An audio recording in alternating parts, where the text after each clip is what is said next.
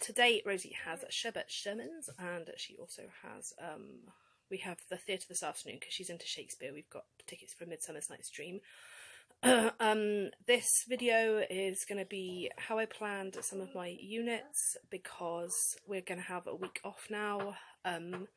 We normally go for 6 weeks and then off, but she's been studying these countries quite intensely really for the last 4 weeks, so we're going to break a little early this time, and we always try to avoid our break going with half term because everywhere is packed, so we're going to have a nice week off now. Got cinema booked for next week already, and we have a relative visiting, which will be nice. So yeah, this morning will just be the little bit she does do. We still do circle time even on a week off, and the little bit she does do, because she won't not have a sheet.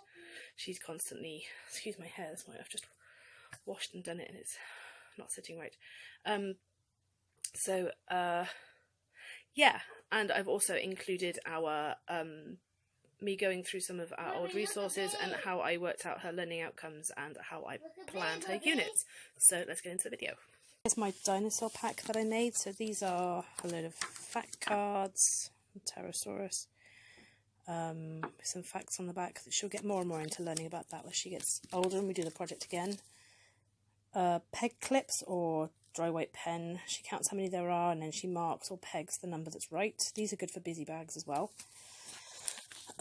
In here is a couple of puzzles plus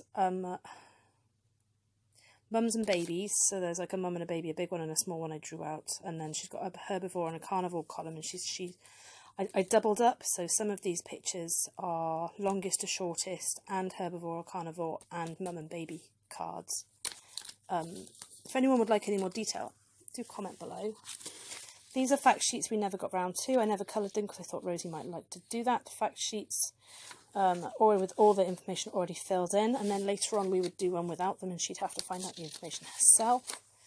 This is all the main dinosaurs. Oh, there we go. The ones I coloured in, and then how big was her Triceratops, so she'd have read through these ones and then put in the answer here. She's a bit little for writing like proper words in 4 sentences without me having to dot it. So, when the dinosaurs lived in Triassic period, Jurassic, Cretaceous period. This, she has again, the dinosaurs in that little pack. They're for her to play on this sheet, so she can put them around and move them around, make them fly in the air, make them eat off the trees, make a little story up about them. Some maths, some dinosaur maths. These are dinosaur footprints, so I would put them on the floor around the room and Rosie would have to go and find them and then identify them up against our fact sheets of what their dinosaur footprints look like. There's her sheet to work out which one it is. Then this is how little she was for this. Pen control, dinosaurs to their eggs, phonics, matching the first sounding letters to the dinosaurs. And then a little fact sheet on what are dinosaurs. Now, when I did this project, I made the room into a rainforest, and just in front of the television, I don't know if anyone else is watching this, it's fascinating, horrible but fascinating. We put a bit of cardboard across from the telly to the sofa and weighed it down. She had a little dinosaur den under there where she would, she had her binoculars and she would lie under there and look out in her binoculars. And I had a pterodactyl hanging from the ceiling, and we had different things hanging from the ceiling. We had the plodocuses behind. In fact, I'll try and find the video and link it below, but if not, look for Emily and Rosie's Journey Dinosaur Project and you'll see our living room. We put some heads in the window so they looked like they were looking in, and diplodocuses behind the radiator and stuff. We really made it an immersive project, so that was great fun. I haven't done one of those for a while. At the moment we're just autumn leaves. And we've got an owl up there. We've still got some of our Welsh stuff up. We've got a dragon up there. Still got our bees up. And some squirrels on the stairs. And our tree.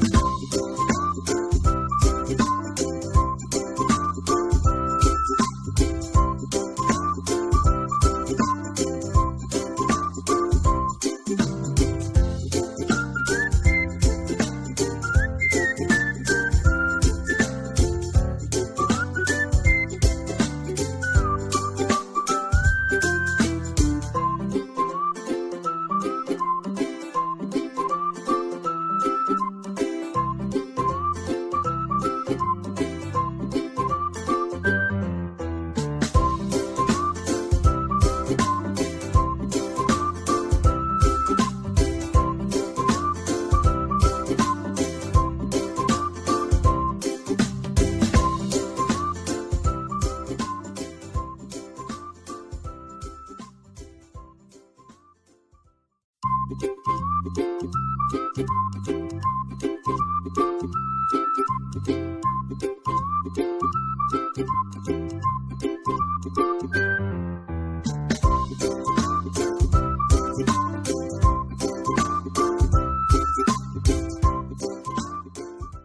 Rosie had an awesome time today. I wasn't sure she was going to sit through a grown-up version of A Midsummer Night's Dream because she's only ever seen the CBeebies, but they did it in a very clever way with a couple of musical numbers hidden throughout, and it really held her interest. She loved it. She cried at the end when I told her she might not get to meet the cast because they don't always come out to the foyer, and we needed to get on with tea. But we went and sat by stage door just for a few minutes, and one of them was very quick changing, came down, said hello. That was the guy who played Lysander. Those of you who don't know who these characters are from, this is from A Midsummer Night's Dream. Rosie saw a Shakespeare play today. So she was so chuffed to meet. She was so excited, and they were really, really chuffed to meet her as well, because they just said we don't often get people waiting to meet us, and let alone a 4-year-old who can tell us who all our characters are and everything. So yes, they said she made their day as well. So yes, one very happy, excited and tired little girl now. She's up in bed. So I'm gonna crash out tonight with some bad television, and yeah, we're gonna have our week off, and I hope the pack helped you understand how I plan my projects. Obviously the learning outcomes change the older she gets. That was when she was 3. They would change now if I went back over it. So for now, I will leave this video here, and we'll catch up with the week with what we get up with on our week off. So yeah, now it's time for me, it's time for the Rosie Bear.